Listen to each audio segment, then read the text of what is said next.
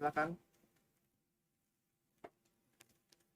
Assalamualaikum warahmatullahi wabarakatuh, Pak Ustadz. Waalaikumsalam warahmatullahi wabarakatuh. Barakallahu. Afwan, Ana ingin bertanya.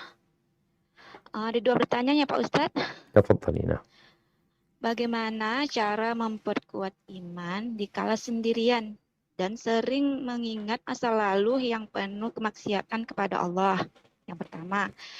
Terus yang kedua, bagaimana cara agar bisa memperkuat tauhid di lingkungan yang mayoritasnya melakukan bid'ah dan syirik?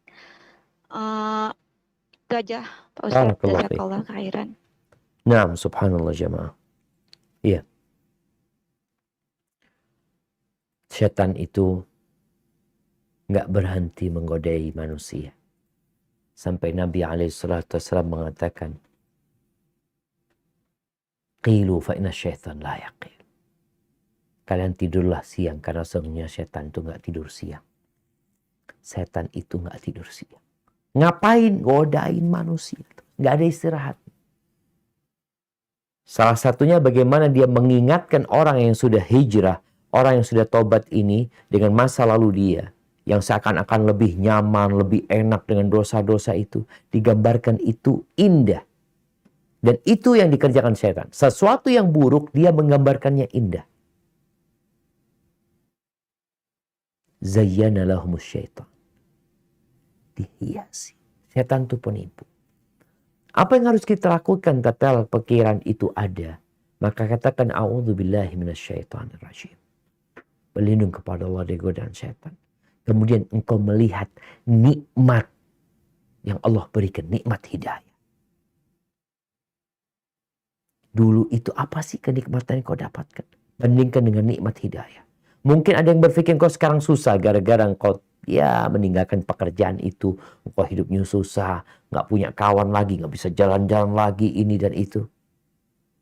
Maka engkau harus mengetahui bahwa kebahagiaan itu letaknya di hati, bukan di fasilitas dan di mana. Dan ketika pikiran itu terus datang, jangan sendiri lagi. Berangkat ke kawan, minta nasihat sama kawan tersebut ya.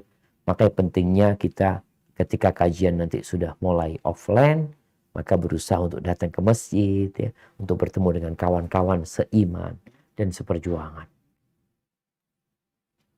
Adapun pertanyaan yang kedua, bagaimana kiat-kiat kita yang hidup di lingkungan yang mungkin masih banyak ya nilai-nilai kesyirikan, perbuatan-perbuatan yang tidak sesuai dengan sunnah Nabi SAW.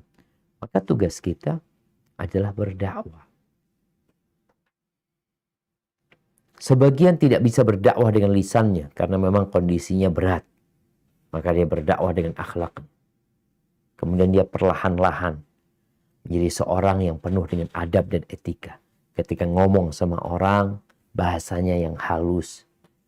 Bagaimana Nabi Musa dan Nabi Harun ketika Allah perintahkan untuk berjumpa dengan Fir'aun, mendakwainya, pesan Allah kepada mereka berdua, faqula lahu qawlan layyina la'allahu yatadhakkaru aw yakhsha. Katakan kepada Fir'aun dengan ucapan yang lembut. Fir'aun lembut sama Fir'aun. Apalagi sama orang-orang yang levelnya jauh di bawah Fir'aun. Maka hendaklah kita menghadapi orang-orang yang seperti itu dengan cara yang lembut kita sampaikan. Kemudian kalau bicara bid'ah, kita tuh perlu mengenalkan kepada orang sunnah. Ini loh sunnah Nabi. Biar bid'ahnya nggak usah dibahas dulu. Ini loh sunnah Nabi. Nabi itu melakukan ini. Nabi melakukan ini. Nabi melakukan ini. Sehingga tatkala orang-orang itu sudah mulai cinta dengan sunnah Nabi, semoga dia tanya, yang kita lakukan ini, Nabi lakukan nggak? Coba dicari tahu. Sehingga dengan cara seperti itu, orang akan berpikir dan beragamanya bukan ikut-ikutan. Berkaitan dengan kesyirikan yang terjadi di masyarakat, ya, ini memang berat. Kita perlu menanamkan keimanan di diri mereka. Kita perlu menyampaikan kepada mereka bahwasanya Allah itu Rabbul Alamin. Kalau mau minta apa, mau perlu apa, minta sama Allah. Tiap sholat dia mengatakan iyyaka na'budu wa iyyaka nasta'in. Tapi nanti minta tolong kepada selain Allah, kepada makhluk-makhluk mistis. Ya, mungkin seperti itu sambil mendoakan orang-orang tersebut agar dapat hidayah. Barakallahu fiik.